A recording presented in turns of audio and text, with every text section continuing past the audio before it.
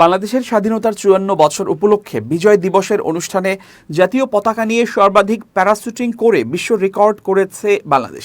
এতে ৫৪ জন প্যারাট্রুপার পতাকা হাতে স্কাই ড্রাইভিং করেন। ১৬ ডিসেম্বর বেলা ১২টার দিকে তেজগাঁও পুরাতন বিমানবন্দরে বিজয় দিবসের অনুষ্ঠানে এই প্যারাশুটিং করা হয়। অনুষ্ঠানে প্রধান অতিথি হিসেবে উপস্থিত ছিলেন প্রধান উপদেষ্টা অধ্যাপক ডক্টর মোহাম্মদ ইউনূস।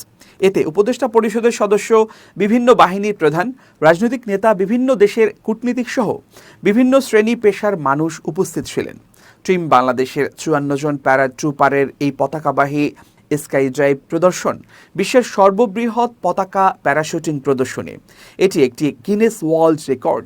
১২,০০০ উচ্চতা থেকে এই ফ্রি ফল জাম্পে অংশ নেয়া এই ৫৪ জন হলেন সেনাবাহিনীর ৪৬, নৌবাহিনীর ৫, বিমান বাহিনীর ২ জন এবং বাংলাদেশ বিনিয়োগ উন্নয়ন কর্তৃপক্ষের নির্বাহী চেয়ারম্যান চৌধুরী আশিক মাহমুদ বিন হারুন।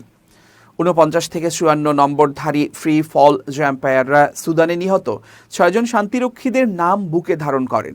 এই ফ্রি ফল জাম্পের সার্বিক তত্ত্বাবধায়ন এবং ড্রপ জোন কমান্ডার হিসেবে দায়িত্ব পালন করেন brigadier general M Imrul Hasan.